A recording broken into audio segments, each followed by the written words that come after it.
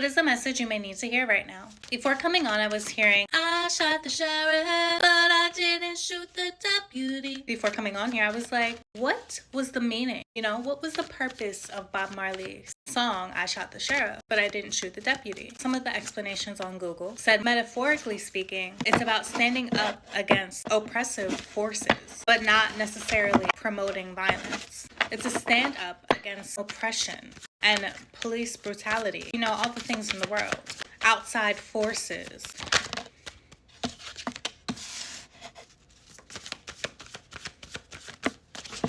Death and Rebirth come out, The Chariot. Yeah, you're about to be standing up for your rights, is what I'm hearing. That's why I was getting that song. It's about receiving your justice. You're finally speaking out. You're finally saying what needs to be said. You're finally reaching. It's like a protest for your yes. What I'm getting is it's almost like you are protesting against oneself, and that oneself is that version of you. You're finally standing up to a version of yourself. This is all within yourself. There's a part of you. You're in between right now. Yes, death and rebirth. You're in between death and being reborn. You're in the in-between. There's this old version of you that needs to be stood up against. And your new version of you is the one who's standing up against your old version of you, because it's time. It's time for your justice. And what will your justice bring? How do you receive your justice? There's a card on the floor. But before I say that, you are gifting yourself this justice by giving yourself the right, the freedom, the decision. You are going to feel very accomplished very soon because you're making the choice to stand up against your own oppression. The things that have fought against you eternally, you fighting against your true authentic self from being seen in the world, that person inside of you holding you back, the trauma, the wounds, the heartbreak, the pain, whatever, the programming, the systematic racism, all of these things. Oh, again, systematic racism, the song, racial profiling, police brutality, violence. You are not that. You are making a change in your overall life. You are standing up against yourself and saying, it is time for my justice. And how does my justice come?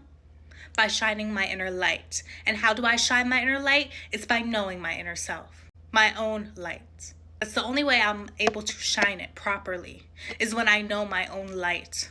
We might not always know the power of our light, but we have to know that we are the light. Therefore, we become the light, and I'm drawn to the light. Transformation, big time. What was on the floor? The devil. The restrictions, the attachments. Look, he's the puppet master. Your old self is trying to keep you stuck. It's the ego. But I'm hearing it's about to vanish. There's something about your ego. Ego death. Yeah, you're going through some type of transformation when it comes to your ego. And I'm hearing you got a big ego. Such a huge ego. Beyonce. It's too big, it's too wide, it's too strong, it won't fit. It's too much. Yeah, there's something about an ego death. Either you, and now I'm feeling like your person, like romantically. Whoever it is you're calling in, like I just suddenly felt like it's also not just you, it's your person. There's mirrored energy here. If you're single, the person you're attracting in is also mirroring this energy as you. Like you're both separately going through your own inner war in order to find inner peace. Like there's no peace without war, unfortunately.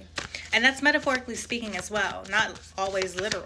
You don't literally always have to be at war or in war or fighting a war. You know what I mean? Ace of Wands. See? There's action required of the both of you. And when I say that, yes, temperance, there's a balance. Look, yin and yang energy here. What did I say? You cannot have peace without war. You cannot have light without the darkness. And you've learned this over time. And that's why you're tempering. It's like you're at a different phase of surrendering. Exactly, Four of Swords. Because you've surrendered in the past to get up to this point where you are more self-aware. But now there's that next level because there's still something restricting you. And what is that something? It's something within you.